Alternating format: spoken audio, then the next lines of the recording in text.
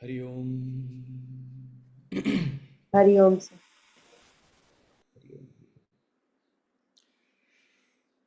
Okay.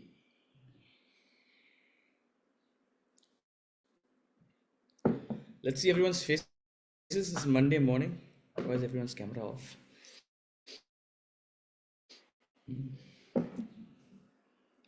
Bright and early. Hari Om. Hari Om. Hari Om. Hari Om. Hari Om. Hari Om. Hari Om. Hari Om. Hari Om.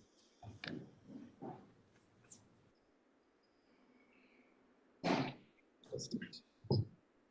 Right?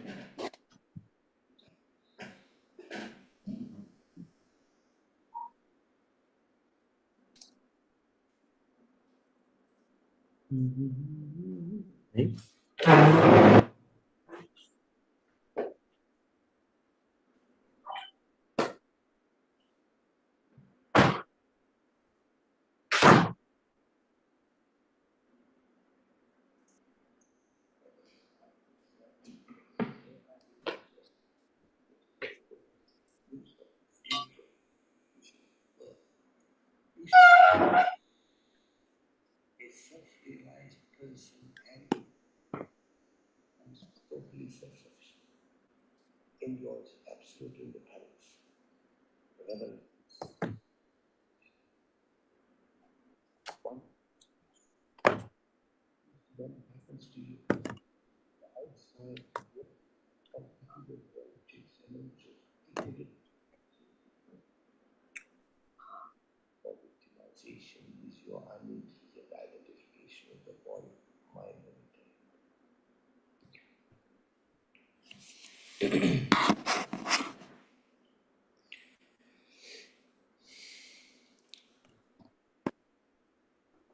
Om. Om. Sahana Bhavatu. Sahana Bhavatu.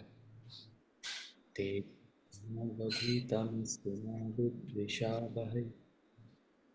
Om Shanti. Shanti.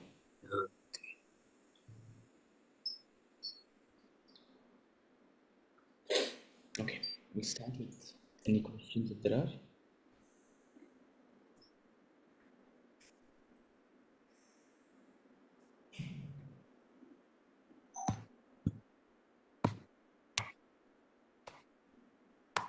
Are there?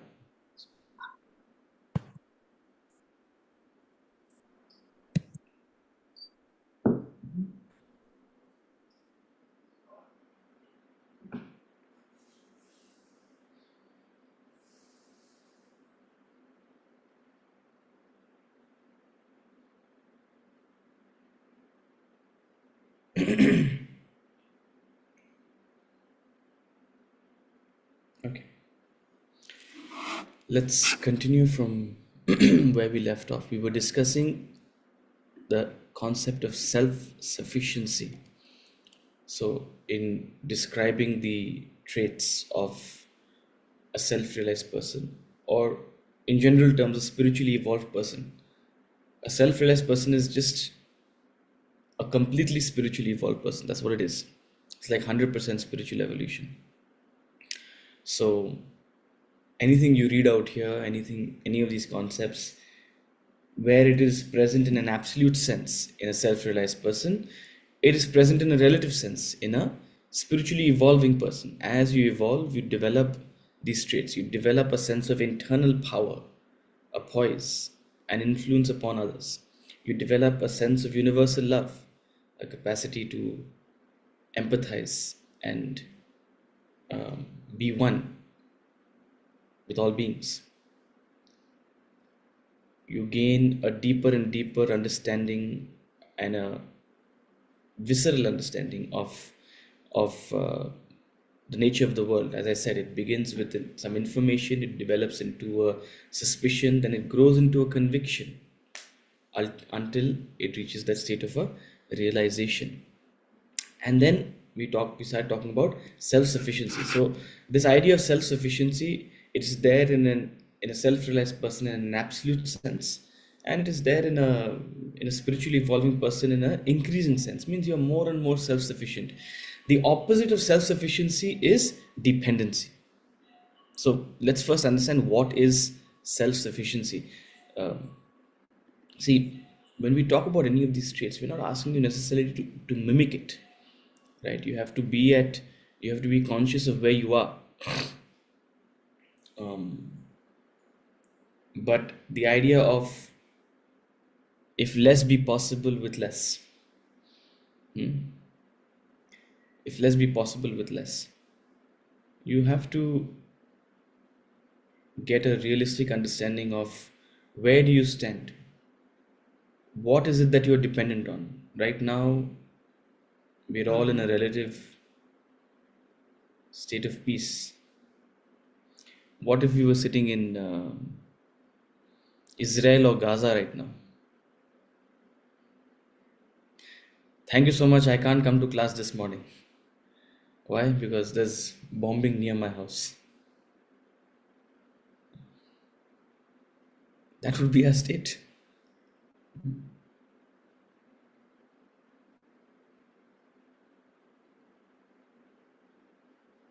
So, the even if you claim, okay, I'm a happy person or I'm a joyous person, what is that joy dependent on? Even if you're in a good state, our state of happiness, joy, bliss, satisfaction is, to what extent is it contingent upon external circumstances? And if you analyze, you will realize it's largely dependent on external circumstances. If you're honest with yourself, it's largely dependent on external circumstances. And let me tell you, until and unless you perhaps become self realized, it will always be dependent to some extent on external circumstances. Period. Let's not try to be fantastical out here. Here, we don't want you to pretend that the world doesn't matter. That's not the idea of a class like this. But the question to ask it, can you become less and less dependent? That's what we're trying to work on. Can your state of happiness be less and less dependent on situations in your environment, situations in other people, in your loved ones, situations that are beyond your control, situations in your own body? Huh?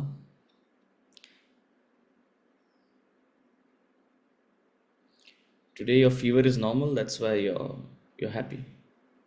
98.7, and we'll see your mood. बहुत बुखार लग रहा है. I had a teacher growing up who said a fever begins at 102.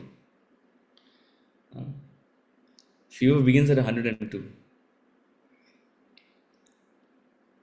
Since you are used to negotiation, I'll say 101. Anything less than 101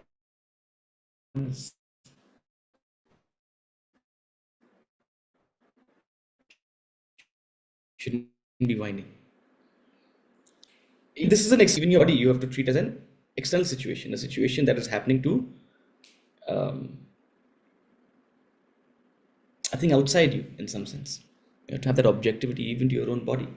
So this concept of self-sufficiency, the opposite of self-sufficiency is dependency. Now a plant is completely dependent on the world. An animal is fairly dependent. You see some traits of independence. A human has the capacity to be independent, and we've demonstrated that. We've demonstrated that with our scientific process. We've demonstrated that with the kind of world we have created. Yes, one may argue that if you're not in line with the cycles of nature and the patterns of nature, then your independence is short-lived. But yet human beings have demonstrated that they can harness nature. I'm not necessarily saying go against nature, but we've found a way to harness nature. We found a way to use the laws of nature to our advantage, so that we can work through difficult circumstances. It's a case of adaptation, an incredible adaptation. See, if you go back to chapter 4 of this book, there's a beautiful section, and I always relate to it. It's not necessarily very philosophical, but it's a very interesting analysis on heredity versus adaptation. See, every being adapts. Every being adapts. But the adaptation in an animal, the adaptation in a plant happens. There's a reason why plants have thorns. There's a reason why the leaves of certain plants are a certain way in certain environments. There is a reason why in a desert the leaves of a plant are perhaps very narrow or almost thorny. There is a reason why the leaves are very broad in a tropical environment. All these things are adaptations based on the environment, right? But they've happened not in a single plant. They've happened over multiple generations of plant. Lots of plants have died and perished, and the traits that have survived have been adapted for future generations. That's called heredity. We also have heredity. Thousands of years ago, when there was a famine, or maybe even 100 years ago when there was a famine, certain people survived who had a stronger, of course, besides being fed better, and people with stronger traits to survive adversities. That's the bloodline that continued, right?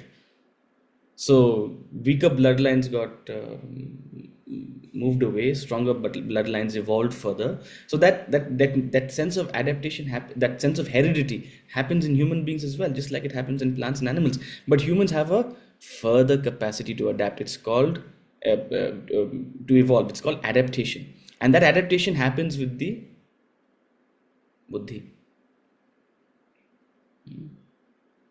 Through our scientific pursuit, we can find a solution to a problem within a couple of years or a couple of decades, and completely change the way in which we deal with that situation. So that capacity to adapt is there in human beings, far greater than any creature. But the irony is that despite being so good at adaptation, we still seem extremely dependent on the world. Someone says something and our entire life is shattered. Someone does something, our entire life is shattered. You get one call, finished. One event will completely shatter your life. Why is that? It's almost paradoxical. A being which demonstrates such independence is still so fragile in their state of joy.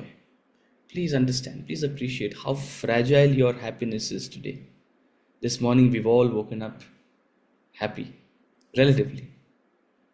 One or two things may be annoying you, upsetting you, but relatively you're happy, you're in an okay state. Please appreciate how fragile it is. How many things have to work or be mota moti okay for you to be in this Buddhist state, sitting like the Buddha, calm and contented.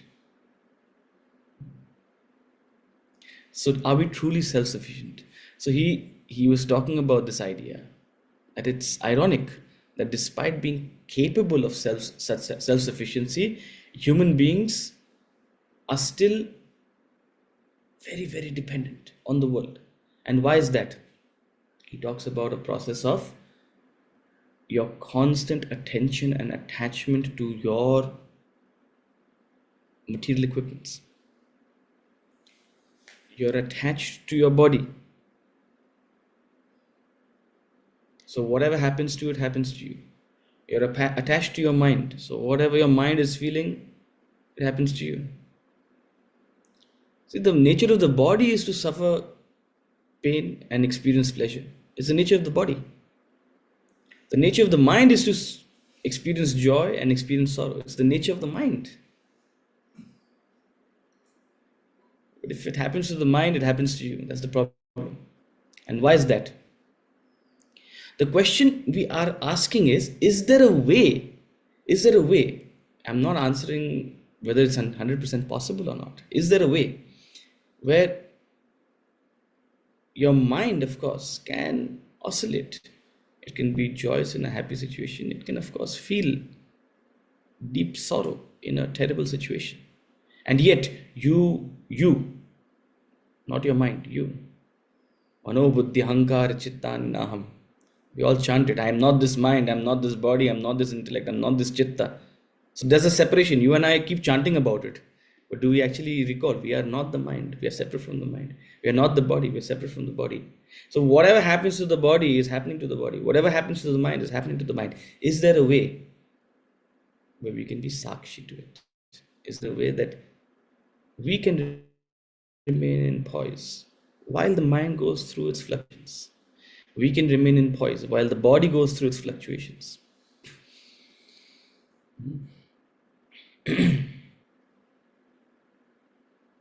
Start with little things. Small injury to the body. Why does it have to make you so upset? Small fever to the. There are people, 99 fever, they start getting tensed. Huh? They start thinking 10 steps ahead. Oh, do I have terminal cancer? Because I have 99 fever. They get into tension. Now, I'm not saying you shouldn't take precaution and shouldn't do tests, please. You should be intelligent. There's a difference between being intelligent and taking tension. So, the question we're asking is there a way? Vedanta says yes, there is. Currently, you and I are in a state of complete attachment to our material equipments. We're in a state of complete attachment. So, whatever happens to these material equipments happens to us. When our body feels hot, we struggle. When our body feels cold, we struggle. When our mind feels joy, we get extra excited. When our mind feels sorrow, we completely down in the doldrums. Whatever happens to the equipments happens to us. So, last time what he said, and we'll start from there, to live up to the dignity of a human being, to live up to the status of a human being, to live up to the capacity of a human being, as demonstrated by countless saints and sages, you must shift your focus of attention from your material equipments to your real self. That's what it means to be spiritual, to move towards the spirit, beyond your body, beyond your mind, beyond your intellect, beyond your sharira, to move to your atma, to move to your spirit. That's what it means to be spiritual. So shift your focus of attention, shift your attachment from your body, mind, intellect to your real self. The extent to which you identify with the spirit, the extent to which you gain a sense of detachment from your material equipments, you'll be free. You'll be free from the persecution of the world, he says. You will be independent. And that's what we mean by self-sufficiency. That's what we mean by self-sufficiency. We don't mean to not feel. We don't mean to not experience. It's an inner tuning. And that tuning is 100% in a self-realized person. It's partial in a spiritually evolved person. But we should understand the concept. You enjoy independence. So he talks about self-sufficiency. Through your constant attention upon these equipments, you have become one with them. Whatever happens to them happens to you. The outside world, constituted of objects, emotions, and thoughts, can affect your body, mind, and intellect, but not yourself. The self within is immaculate. It is transcendental. Nothing terrestrial can influence it, affect it. To live up to the status of a human being, you must shift your focus of attention from the body, mind, and intellect to the real self. To the extent you identify with the self, thereby detach yourself from the material equipments, you shall be freed from the persecution of the world. You shall gain your independence. A self-realized person, having merged with the self, becomes totally self-sufficient, enjoys absolute independence, revels in supreme liberation. See, let me demystify this a little bit. Let me explain it in terms we have been talking about. We've been talking about ego, right? All this time we've been talking about ego. What is ego? What is ego?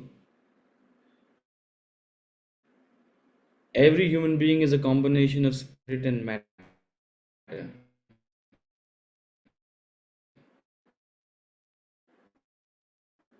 The spirit is the same in all beings, distinct in what makes an individual. Hear me, or is my voice breaking? It's breaking. breaking. One second. Then tell me it's breaking. I won't know it's breaking. Zoom is telling me my voice is breaking. Give me a second.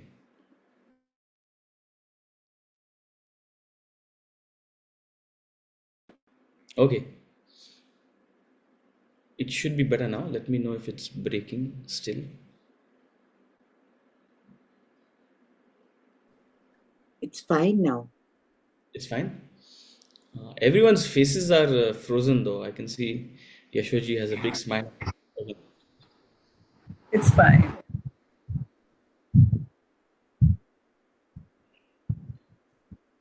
it's not totally fine. One second. Let me just switch to a hotspot. Okay, let me just switch to a hotspot.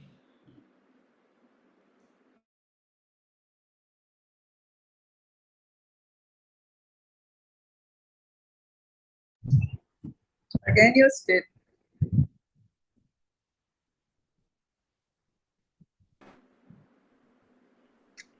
You're frozen.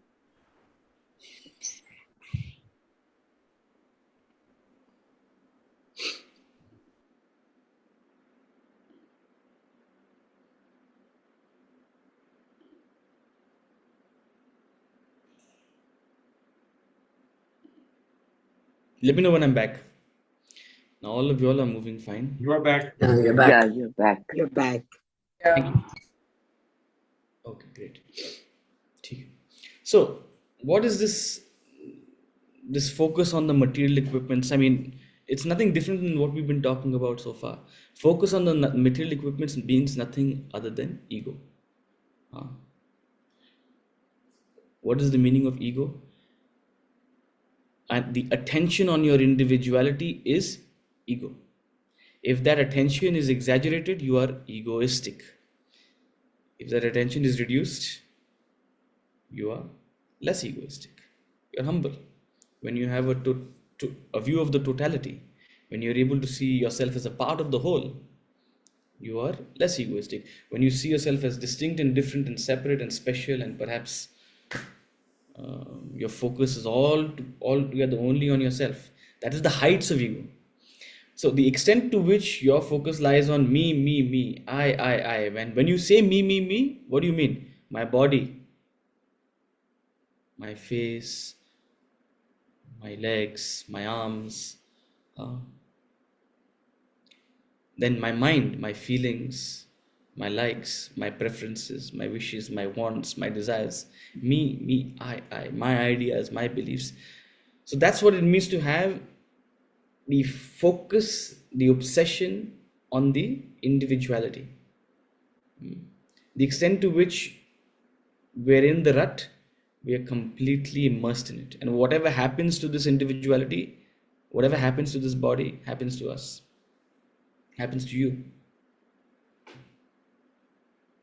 Now, the extent to which you shift this focus, the extent to which you dwell in the idea of the self, the spirit, and that happens through the spiritual process, that happens through the spiritual disciplines. To that extent, you gain a sense of self sufficiency. So, where does this need for self sufficiency come from? People everywhere seek liberation in the world. Every human craves for sweet liberty. Some leave their motherland and move to other countries in search of freedom. Battles have been fought all along human history in the name of liberty. Freedom fighters, liberty seekers attain the limited goals in the world, but none has found true freedom through external pursuits. All the successes that people claim fall within the boundary of the world. But the world itself is one large prison. They are limited, restricted to the prison house of the body and its perception, mind and its emotions, intellect and its thoughts. In effect, they still remain bound to the world. So the desire to liberate, to free oneself, persists. Such persistent yearning for independence actually emanates from the Supreme Self within. Your real self is boundless, infinite. Hence, you can never find satiation until you realize your original self. Not knowing this truth, the ignoramuses seek freedom in the world. In the past, people believed that the sun revolved round the globe. The truth is to the contrary. The scientist who declared the earth was round and not flat was done away with. Likewise, spiritual ignoramuses the world over reject, condemn the wise who declare that true freedom lies within oneself, not in the external world. So this idea of freedom, this idea of self-sufficiency, this idea of independence, we're all familiar with it. We all want it. We all need it. And in fact, we all get it to some extent.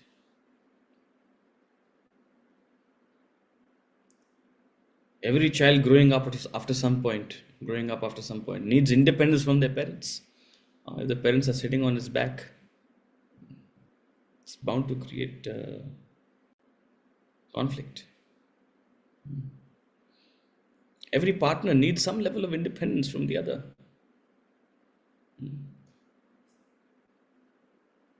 Every employee needs some level of independence to work. Otherwise, it's called micromanaging. If you're in the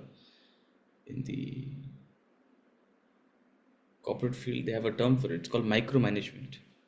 It's not giving the person the freedom to make their own decisions. So we're all familiar with this need for independence. We all feel it, and we all detest a sense of control. We all detest a sense of dependence after a point.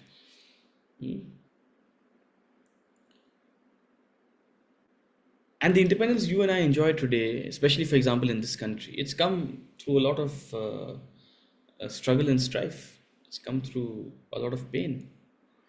But try to go back to perhaps a state where you were colonized. You were in a state of being ruled over by another power. When you're in that state of colonization, it almost seems like that's the normal. People dreaming of independence imagine in India in 1890. I don't know. If you were talking about independence, you were treated as some kind of crazy fellow. Huh? People who tell their children, hey, don't go running after those revolutionaries and get involved in their activities. They're all crazy people. To even think of independence was a crazy thing because people were so used to being, externally dependent, externally being ruled over. Similarly, even though you're externally independent, we are still internally dependent on all these things. So some spiritual guru comes and talks about true independence, objectivity, uh, freedom from your body, mind, and intellect, and you're thinking, what nonsense is he talking? Don't get involved in these talks. Don't get influenced by him. It seems absurd to us because we are used to this dependence and we don't quite understand what they are saying. So that's why we're trying to explain. We're trying to explain what these spiritual masters have been conveying to us. And no matter how much freedom you get externally, that search doesn't end. That's the idea. It's not that once people gain this external freedom that they're completely happy. Their life is still full of persecutions. You get independence and then you start developing the lust for power to make others dependent on you. It's ironic. So, what is true independence? It doesn't end. He talks he talks about it in the next section. It is no doubt difficult to straightaway attune to the inner self for attaining ultimate liberation. People take to the easy way to find freedom in the external world. Such freedom is of an impermanent nature. You cannot rely on the world wholly for your liberty. Realizing the uncertainty of the changing world, you must gradually shift your reliance to the eternal self rather than the world for peace and bliss. You must attain absolute self-sufficiency. The following episode drives home the need for the shift in focus. A village was submerged in a deluge. A man managed to climb a tree and cling on to one of its branches. A bird was also perched on a neighboring branch. Torrential floods continued to flow below. Both man and bird were resting on the branches, but their statuses were different. The man was totally dependent on the branch. If the branch were to break, he would perish in the waters below. Whereas the bird was not dependent on the branch. Even while sitting there, it relied on its wings, not on the branch. So it is with human life. In the flood of desires, people make use of the world for their pleasure and joy.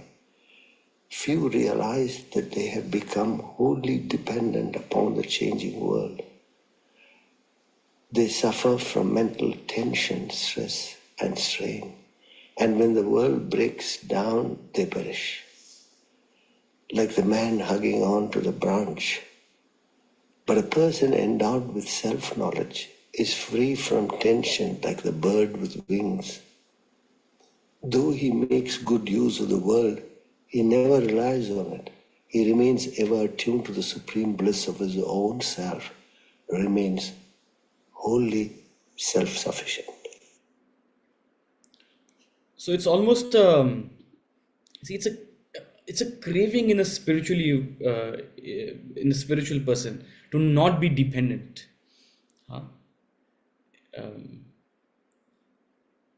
And the idea is to not be dependent doesn't mean to not enjoy the world. To not be dependent doesn't mean to not enjoy the comforts of the world, but your capacity to adapt to changing circumstances. That's all it means. See, we have a wonderful domestic help. It makes our life so easy. Huh? He's like a member of our family. But sometimes, very often, these guys have to go home, and they should. You should be sending them home multiple times a year. They have a wonderful family back home also. So, very often the question comes up in our head,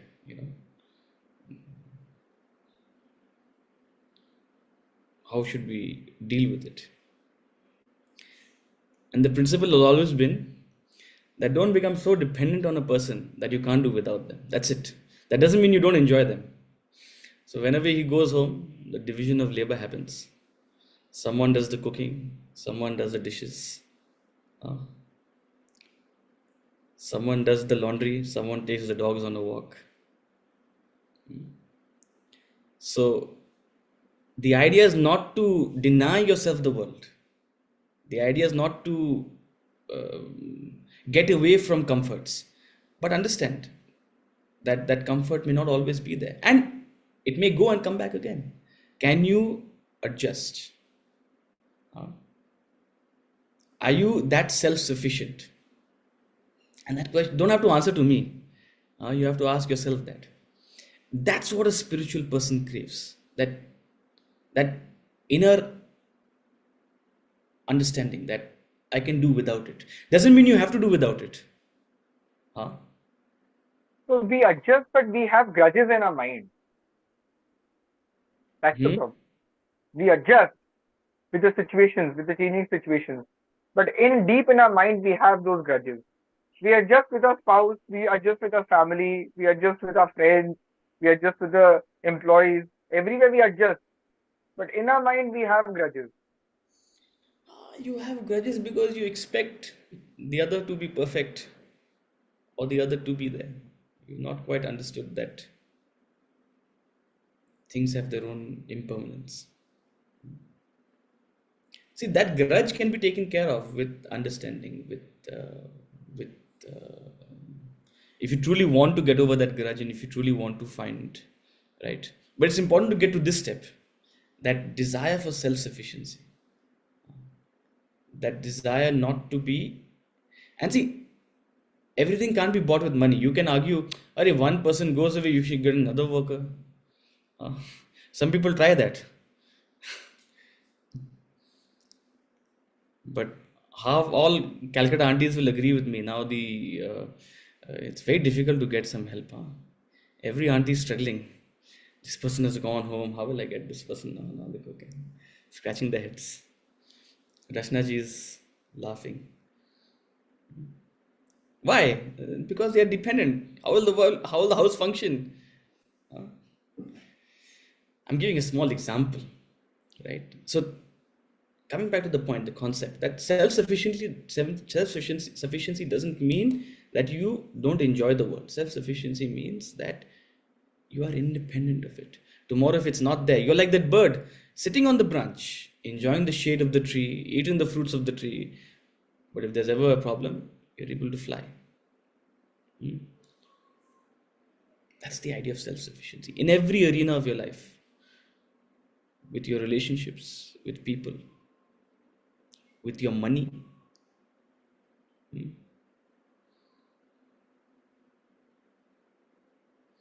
That's why you have to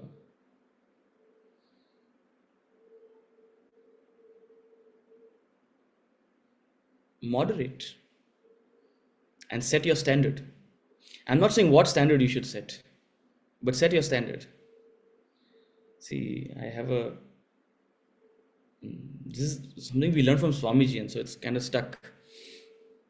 But whenever I'll go shopping, I'll go to one shop and I'll buy 5 shirts.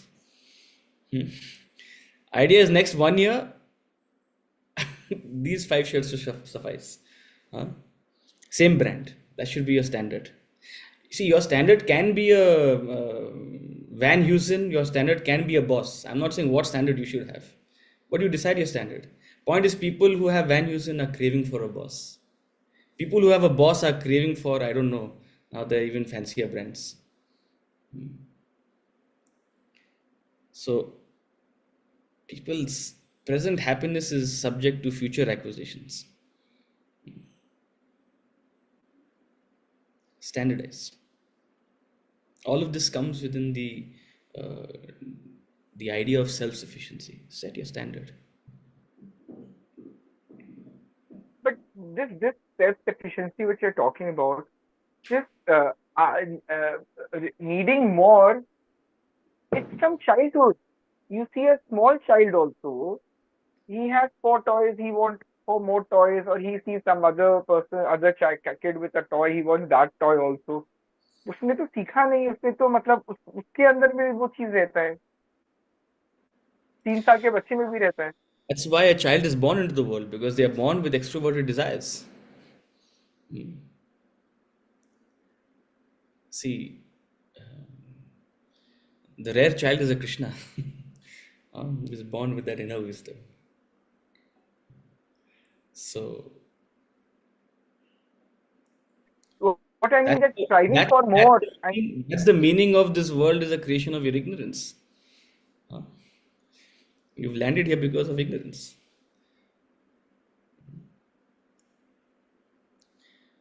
The idea is, hopefully, by the time the parents have a child, the parents have enough knowledge in them to start educating the child. But the problem is, people are born ignorant and remain ignorant, and then they have children and they transfer that ignorance to them, and then they have grandchildren and transfer more ignorance to them. And then we have a circus. Looney Tunes. So, see, if this was intuitive, then you and I wouldn't be needing to discuss this, right? The idea is, immediate acquisition or that extroverted surge gives an instant gratification. कुछ मिलता है तो अच्छा लगता है, right? But वो दूरदर्शी, वो फार साइटेडनेस नहीं है कि आप कब तक ढूंढोगे, आप क्या क्या ढूंढोगे, आपको चाहिए क्या, वो क्वेश्चन कोई पूछता नहीं है. Nobody asks that question, right? What exactly are you searching for? We just mindlessly looking for that next thing. What exactly we want, we don't know. In fact, if you truly analyze, half of what you want is based on what others are wanting around you. It's a herd instinct. It's a like in a relatively calmer state, like in our present situation, like you said, sitting in our homes, we're at a relatively we're at relative peace levels or something. So that is still okay. You know, you can think about self-sufficiency. So then, like you said, people in Gaza or something in a very uh, in a bad situation, what does that person do to find self-sufficiency or be They can't. undisturbed? In that They situation, can't. they can't. The point is, in a relatively peaceful situation, you can gain knowledge to prepare you for the Mahabharata. See, people think, oh, Arjuna is such a great person. He's asking all these questions in the 11th hour of battle. That's not the time to learn. When the Mahabharata is in front of you, that's not the time to learn. The time to learn is now, when you're in a, you know, when your mind can afford it, when your intellect can afford it. Otherwise, your Yeah. mind will be disturbed, right? So, idea is that this knowledge is to prepare you for an inevitable difficult circumstance.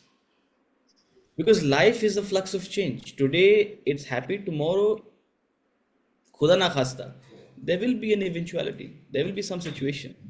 Are you prepared for it? So Right now, you what say, does this prajna do in that situation? huh?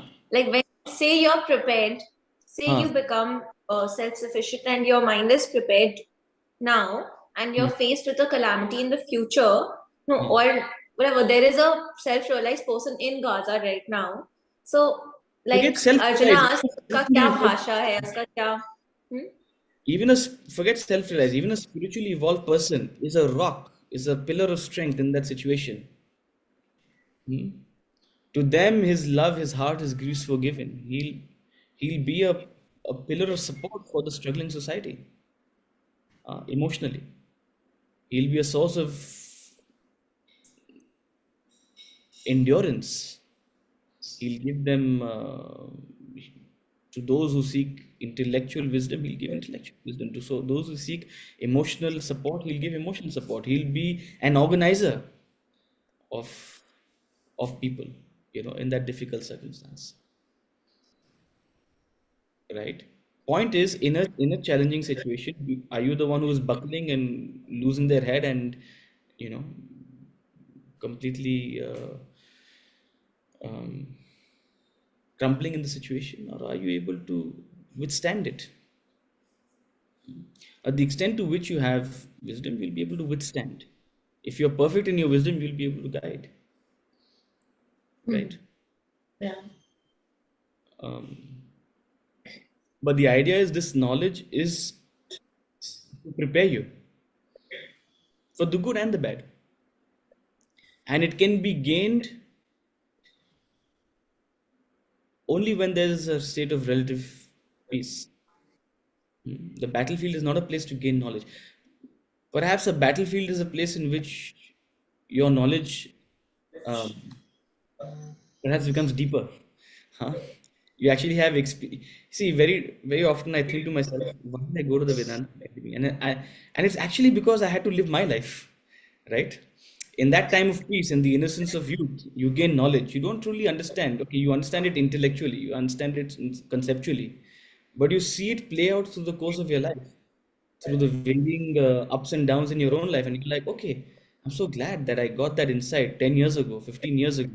It's helping me today, right? So through experience, perhaps you realize the knowledge you have, but in that situation, it's very difficult to gain knowledge. In fact, in that situation, 99% of people need emotional support, need reassurance, need a sense of comfort, which is why Krishna didn't speak. That initial pause for a chapter and a half, he didn't speak. He kept quiet. Of course, he had his own psychological approach. But coming back, the idea of self-sufficiency, that capacity to adapt to any changing circumstance, that capacity to do without, if need be. That doesn't mean you have to do without it.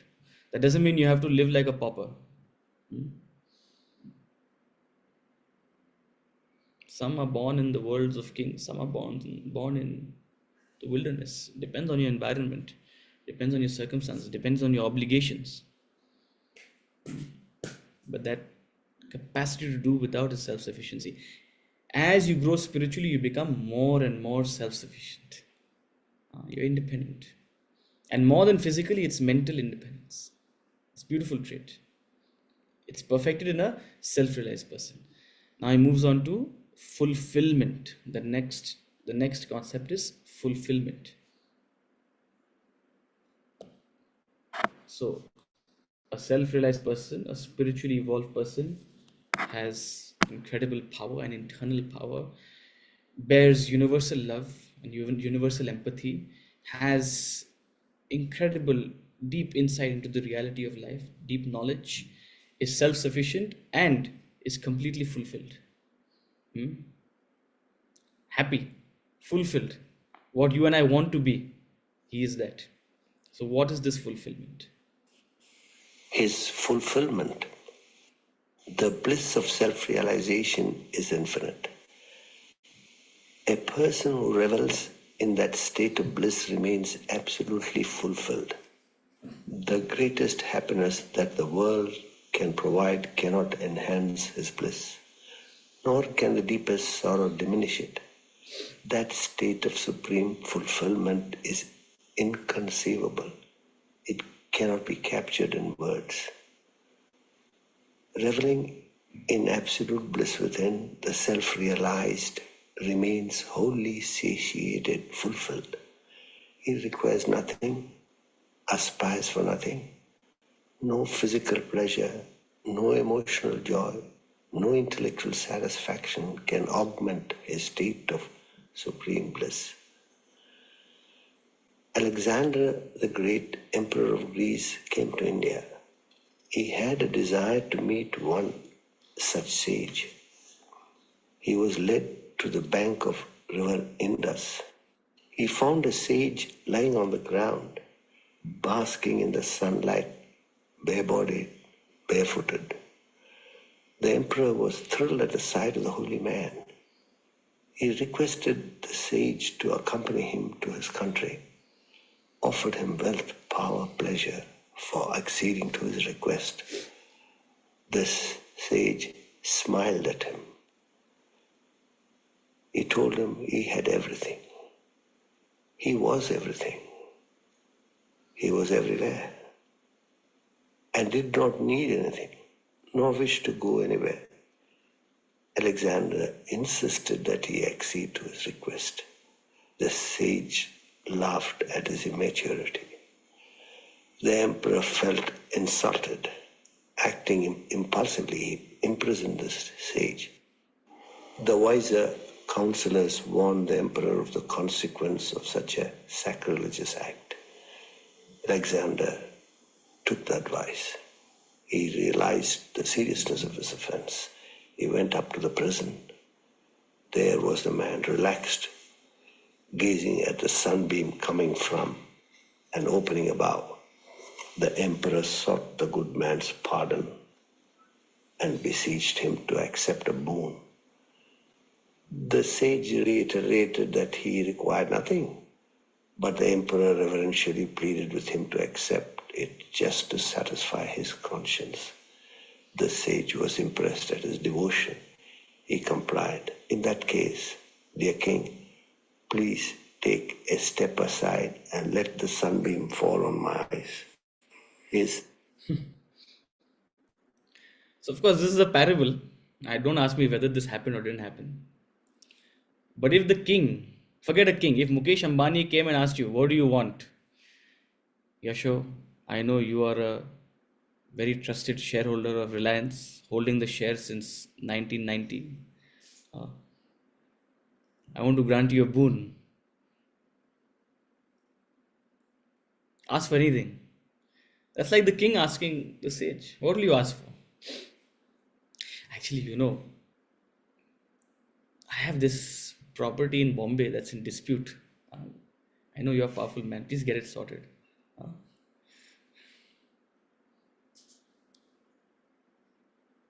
I heard your son received so many gifts for his wedding. One of those gifts, give it to me. Uh, if Mukesh Ambani asked you for anything, what would you ask? What would you ask? He said, take anything. So here's this sage. What did he ask the king? The sage is enjoying the sunlight, and the king came and stood in front of him, blocking the sunlight.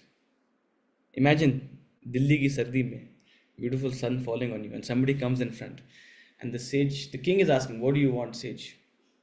I'll give you anything." The sage said, "Please move a little bit. That's all I want. Let's move a little bit."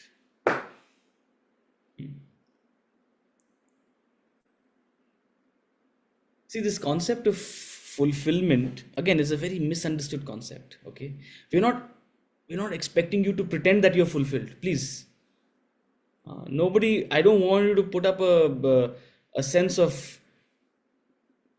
a farce. Oh, Hinduism says I should be fulfilled. No, no one is saying you should be fulfilled. There's no should or would out here.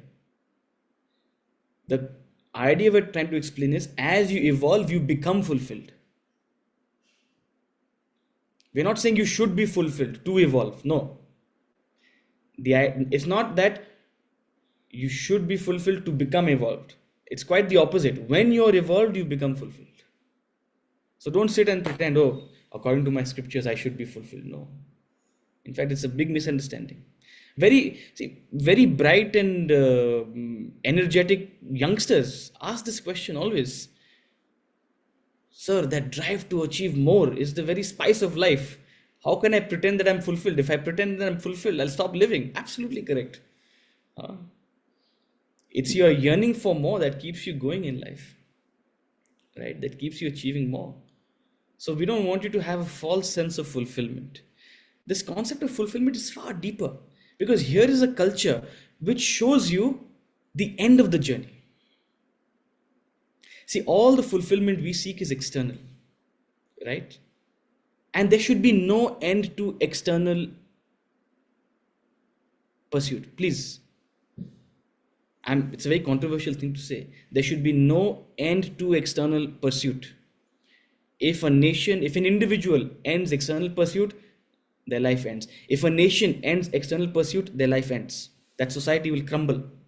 In fact, that's one of the reasons why Hindu society has crumbled a lot. Because this idea of fulfillment has become, oh, let's stop external fulfillment. No, the external pursuit will go on. It's like a show, like a drama.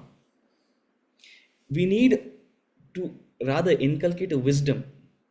We need to inculcate a wisdom that this external pursuit will go on and we have to play the game. What we are truly looking for is something internal.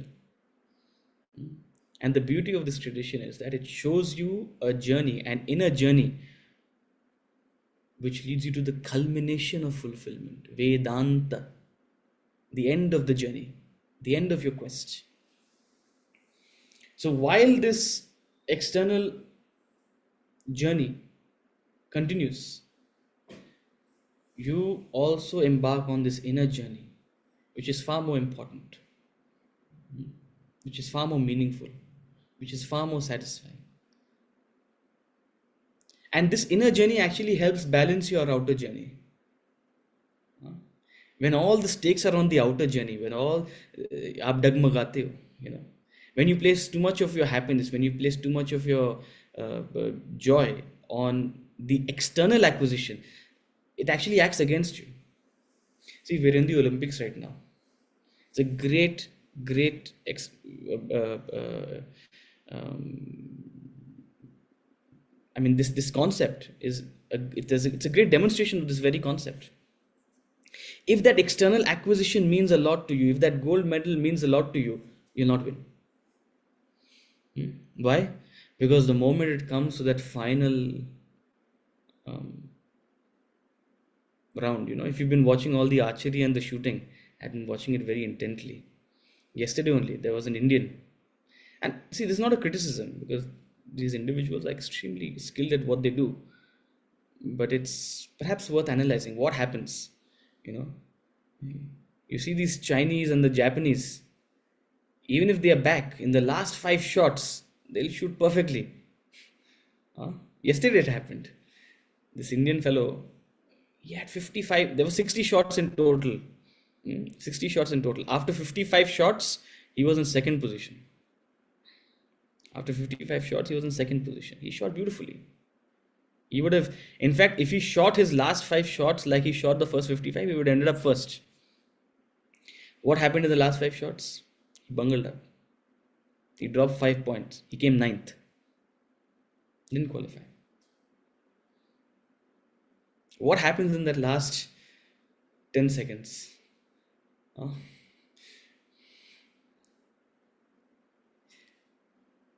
It's a mental game. It's a mind game, right? And that mind game, your mind will struggle if there's too much of importance on the outward acquisition. If you start thinking about, oh, I need to get that, I need to get that, I need to get that, I need to get that. If you can completely zone yourself out, if you can, and people demonstrate it, if you can, then you'll be solid.